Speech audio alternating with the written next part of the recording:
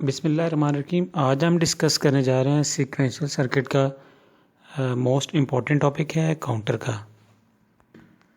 Basically counter एक ऐसी digital device है जो कि काउंटिंग करती है क्लॉक पल्सेस की। जो आपकी क्लॉक पल्सेस आती हैं उन क्लॉक पल्सेस के सीक्वेंस को काउंट करके आपको डिस्प्ले पे काउंटिंग सीक्वेंस रिप्रेजेंट करती है, like up counter, down counter, BCD counter and decade counter. ये काउंटर पे सबसे पहले सर्किट में देखें, नीचे जो ब्लॉक डायग्राम मेंशन है इसमें आपका FF0 एक फ्लिप फ्लॉप 0 है, उसका नेम दे दिया गया है। एक फ्लिप फ्लॉप 1 है। ये दो फ्लिप फ्लॉप हैं, आपस में इंटरकनेक्टेड हैं। अभी इनके हम कनेक्शन देखते हैं। ये काउंटर हमने नीचे बनाया हुआ है, ये है 2 बिट एसिंक्रोनस बाइनरी काउंटर। साथ साथ हम देखते हैं कि एसिंक्रोनस काउंटर क्या चीज़ है। फर्स्ट ऑफ ऑल आप देखेंगे कि जे और के आपकी जो इनपुट्स हैं, जे के फ्लिप फ्लॉप हैं, J0 K0 का नाम दे दिया गया है, J1 K1 इनको हाई किए गए हैं, 1 अप्लाई किया गया। उसके बाद अब आपकी जो क्लॉक पल्स है, अगर आप देखें फ्लिप फ्लॉप 0 है, इसको क्लॉक पल्स हम यहाँ से दे रहे हैं। ये क्लॉक पल्स है जो हमने खुद अप्लाई किया है। जो आपका फ्लिप फ्लॉप 2 है जिसको आपने FF1 का नाम दिया गया, इसका जो ऑपरेशन है वो डिपेंड करता है इस फ्लिप फ्लॉप की आउटपुट से।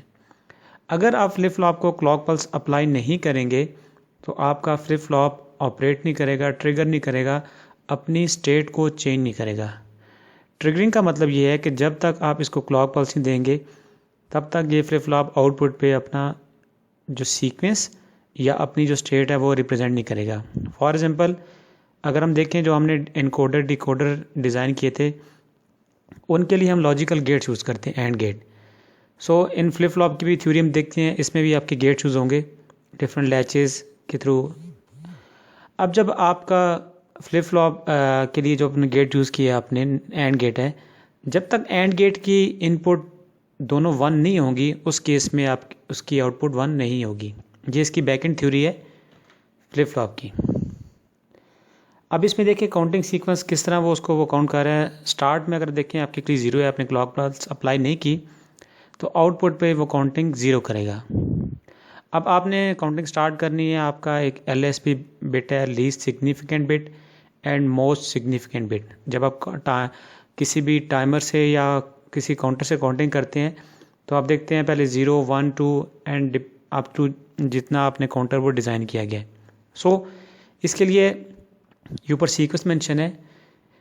इनिशियली जब आपकी क्लॉक पल्स 0 होगी तो Q1 और Q0 की आउटपुट 0 होगी। जब आपकी क्लॉक पल्स का एक साइकिल आ जाएगा, कंप्लीट होगा, उस केस में आपका ये सीक्वेंस होगा।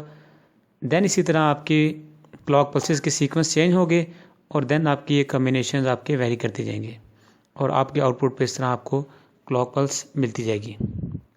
अब जो हमने लास्ट में बनाया था ये हमारा 2 बिट्स काउंटर था। देखिए इसमें 2 बिट्स हैं आपके। अब आपने अगर 3 बिट काउंटर बनाना होगा एसिंक्रोनस, तो उसके लिए आपको 3 फ्लिप फ्लॉप यूज़ करने पड़ेंगे। अभी हम देखते हैं, ये देखिए 3 फ्लिप फ्लॉप लगे हैं। अच्छा, काउंटर्स की नॉर्मली 2 टाइप्स हैं, synchronous counter and asynchronous counter.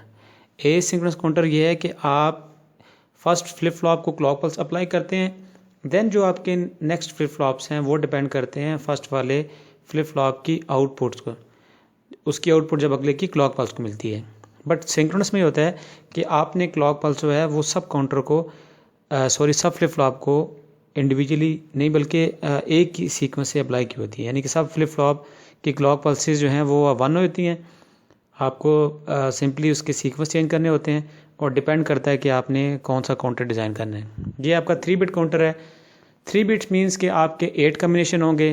It's mean कि आपकी जो काउंटिंग होगी वो 1 से लेकर 8 तक होगी काउंटिंग सीक्वेंस। तो नीचे इसकी ये क्लॉक पल्स दी हुई है, आपने जो क्लॉक पल्स अप्लाई किया है, तो ये जो क्लॉक पल्स के जो आपके राइजिंग और फॉलिंग एज के अकॉर्डिंगली आप ये डिराइव कर लेंगे या आप ये कंक्लूड कर लेते हैं अपने काउंटर के अकॉर्डिंगली कि आपकी काउंटिंग सीक्वेंस कहाँ पर 1 है। अगर आप ये पहली क्लॉक पल्स देखें, यहाँ से इसके स्टार्ट से लेकर यहाँ तक ये जो आपका सीक्वेंस है ये आपका 1 है, तो उस केस में 1 आपका कहाँ रिप्रेजेंट होगा, Q0 की आउटपुट पे।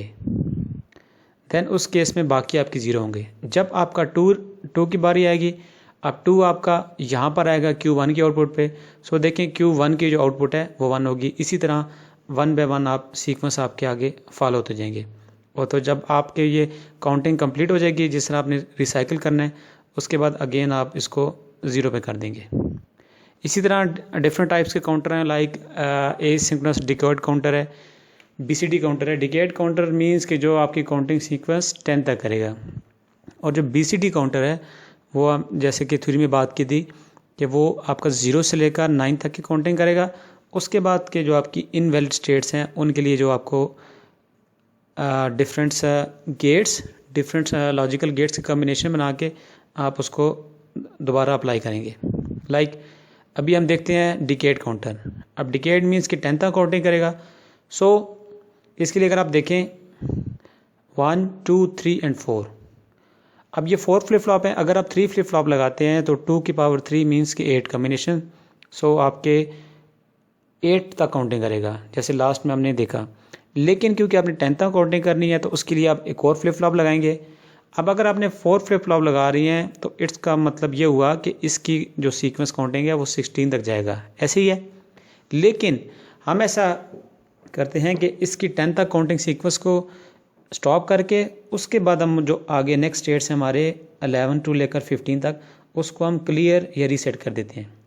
तो उसके लिए हमने ये डिकोडर का एक छोटा सा अटैचमेंट किया, जिसकी वजह से जब आप 10 की काउंटिंग सीक्वेंस कंप्लीट हो जाएगी और उसके बाद अगेन आपका वो उसको 0 कर देगा, ये रीसेट कर देगा। सिंक्रोनस काउंटर, अब सिंक्रोनस काउंटर और एसिंक्रोनस में डिफरेंस सिर्फ यही है कि आप इनकी क्लॉक पल्स कॉमन करके उनको सबको फ्लिप फ्लॉप को क्लॉक पल्स अप्लाई कर देते हैं। और उसके बाद आप जो फ्लिप फ्लॉप यूज़ करते हैं डिपेंड करता है कि आपने काउंटर कौन सा डिज़ाइन किया है, अप काउंटर है, डाउन काउंटर है, कितने बिट का है, 2 बिट का है, 3 बिट का है। सेम इसी तरह आपके जो जिस तरह आपने एसिंक्रोनस काउंटर में आपने क्लॉक पल्सेस देखी थी, उनकी आउटपुट देखी थी, एसिंक्रोनस में भी आपकी ऐसी है। इसी तरह अब आपका एक काउंटर हो रहा है बाई डायरेक्शनल काउंटर, यानी कि आप up counting and down counting, यानी असेंडिंग ऑर्डर में और डिसेंडिंग ऑर्डर में आप काउंटिंग कर सकते हैं, बोथ डायरेक्शन में।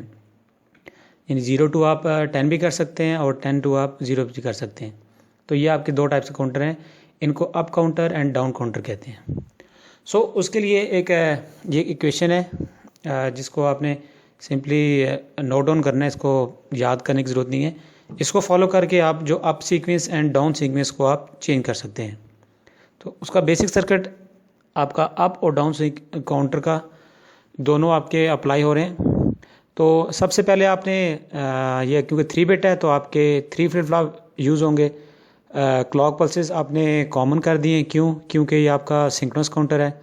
उसके बाद जो आपने ये चीज़ देखनी है, इनमें देखिए जो डिफरेंट गेट्स लगे हुए हैं, इन गेट्स का कम्बिनेशन इस तरह बनाया गया है कि आप स्टार्ट में पहले अप काउंटिंग को फॉलो करते हैं अगर, तो उस केस में आपकी जो डाउन काउंटिंग का सीक्वेंस है वो आपका 0 रहेगा। मींस अप काउंटिंग मींस कि आपने 0 1 2 3 स्टार्ट किया, सो आपकी Q0 की आउटपुट जो 1 आएगी, उसके बाद Q1 की आउटपुट 1 आएगी और देन उसके बाद Q2 आपकी।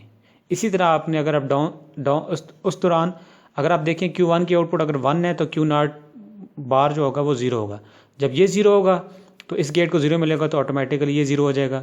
ये 0 होगा तो ये भी इसको 0 कर देगा, ये 0 इसके पास जाएगा 0, अगर ये +1 आपका ये 1 हो जाएगा।